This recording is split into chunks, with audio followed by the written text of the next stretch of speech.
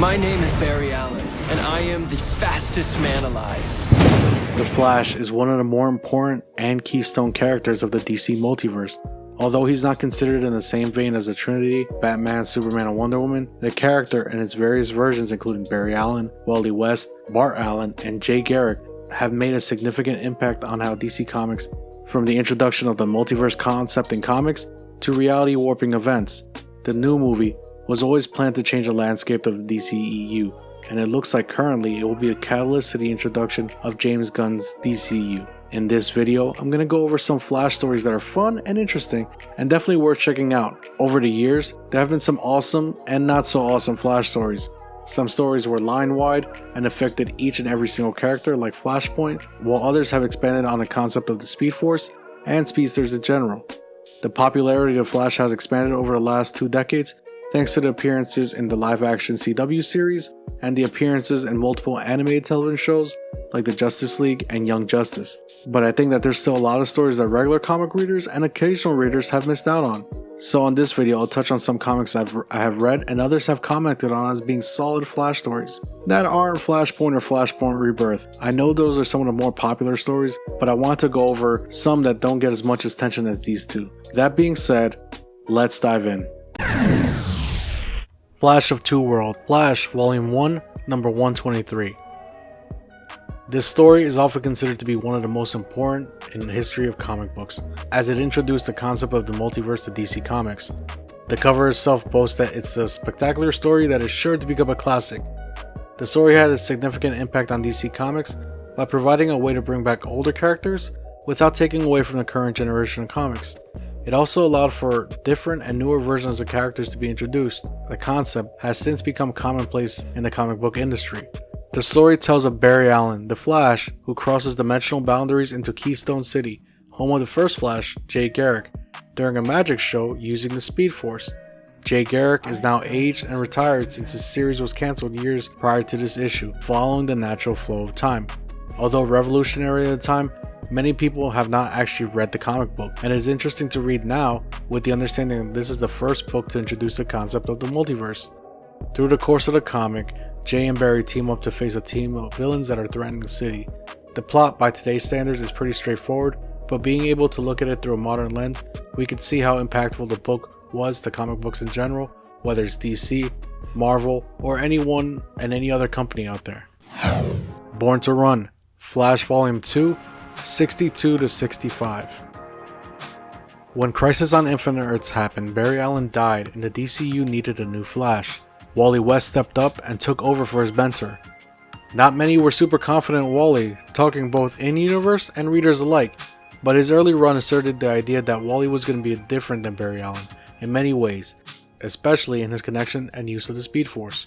Wally was one of the earliest supporting characters to be introduced in Barry Allen's run, with his introduction in issue number 110 in 1959. He later took the mantle of Kid Flash and became a founding member of the Teen Titans. But between Wally taking over as the Flash and his first appearance, over 20 years had passed, leaving a lot of readers unfamiliar with his origin, especially in a time when the internet wasn't anywhere near what it is now. In the story arc, Born to Run, Mark Waid retells the origin of Kid Flash, intertwining it with an adult Wally reflecting on his past as Kid Flash and his current status as the DCU's Flash. The story had some interesting story points, along with how Wally received his powers and his initial run as Kid Flash. You get some interesting family drama here, and perhaps one of the more iconic moments where, as Kid Flash, Wally manages to save his father from a tornado, much like the scene in which Barry Allen runs around a tornado in the opposite direction to dissolve it. So if you're looking to read up on the origins of Wally West, and you don't have too much time on your hand, this 4-issue story arc should give you everything you need to know about Wally, and how he was first introduced into Flash mythos. Absolute Zero, The Flash, Volume number 2, number 182. This one is one of the easiest ones on the list to recommend.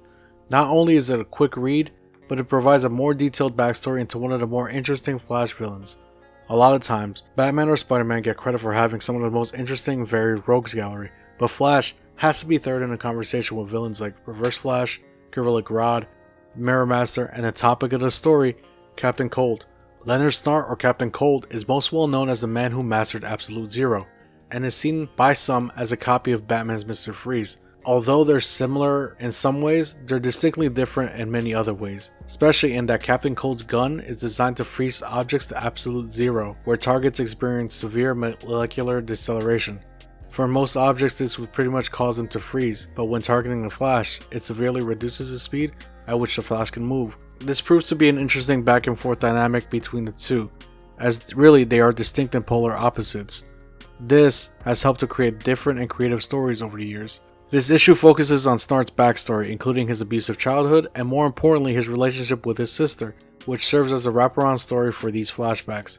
While it doesn't absolve Cold of his crimes, it does put more of an endearing light on the character and provide a reasoning as to why he is the way he is, and reinforces the idea behind just how similar villains and heroes can be, and that while both can have tragic past, it is ultimately their decisions that determine the path they lead. Thanks for getting this far into the video, and if you're enjoying what you're seeing, why not give this video a thumbs up? It really helps to get this video out to more people like you.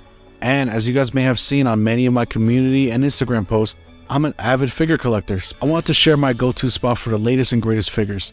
Head over to Fam Collectibles. Fam Collectibles is a veteran-owned business putting the customer experience first with a variety of in-stock and pre-ordering options, as well as fast and reliable shipping for every single order. They care because they're collectors too. And for 5% off your first order, use the promo code RAMFAM5. But for now, let's get back to the video. Emergency Stop, Flash, Volume 2, number 130 to 132. This is the second Wally story on the list, and for good reason. During the 1990s, Wally grew to become one of the premier heroes in DC, replacing his mentor Barry Allen after his death in the Crisis on Infinite Earths event. During this time, his initial few years of comics served not only to put him on the same level as Barry in terms of importance, but also attempted to differentiate between the two. While Barry tends to have a more analytical approach to the Speed Force, Wally has more of a spiritual connection that in many ways proves to be more powerful, allowing him to create a stronger, more innate connection to the Speed Force. Emergency Stop is one of these early stories that builds on the idea of Wally's use of power. Written by part-time Flash writer Grant Morrison, this story sees Wally confront the villainous Suit, a weird villain that is actually an inanimate suit that possesses people into doing terrible things while sucking their life force. You have everything here from appearances by Jay Garrick and Max Mercury, Wally dying and cheating death, but the aspect here that I enjoy seeing Wally learn to manipulate his powers in different ways than Barry ever could. Here you can start to see some of the beginnings of Wally's extremely strong connection to the Speed Force. This is definitely one that should be on your list and one to get into since Wally will be the focus of the new Flash series going forward. Death of Iris Allen, Flash Volume number 1, 275 to 284. This is one of the bigger Barry Allen stories coming out of the first volume of his comics. The storyline ran through 9 issues over the course of 1979 to 1980, where many comic plots were becoming more complex and thought-provoking. For Barry, as a character, this story arc dealt with the death of his wife and how he processed his grief. In fact, throughout the course of the story, we see Barry going through the stages of grief include denial, anger, bargaining, depression, and acceptance. While normally this would prove interesting in any story, in a superhero scenario, especially with someone like the Flash, whose power when out of control can harm people, what would happen if the emotion were to take over? More recent stories like the Injustice series deal with a grieving Superman who becomes a tyrannical dictator. Barry's story of grief is more intimate, but there are moments when emotion takes over. One notable part deals with Barry in denial of Iris' death, looking to the Justice League to restore Iris to life, and when they tell him it's beyond their power, he goes crazy and begins attacking them to the point where it takes a whole league to stop him. Other instances include a Stalker situation, appearances by Captain Boomerang, Heatwave, and Eobard Thawne aka Professor Zoom aka Reverse Flash. It's definitely worth a read, and something different than the usual Flash stories that focus on how the Flash can use his speed to get out of the situation.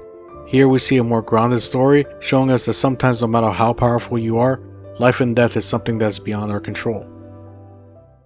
There's definitely some other Flash stories out there that are worth reading. I see this as more of an introduction to the Flash, especially with the Flash movie coming to theaters soon. I wanted to create a series of videos where I can read some stories I've never read and reread some classics that I read a long time ago. Later videos will focus on specific versions of the Flash like Wally or Barry and other heroes or themes. But for now, what did you guys think of these stories? Have you read them already or plan to take a look at them? Let me know in the comments below. For now, and as always, take care and have an awesome day. If you're interested in some other DC movie videos, click on this playlist right here. And you're going to be all alone forever. That'll be for me. It's the alarm next to my bed, and as soon as I get it, I'm out of here. See you next time I have too many jalapenos.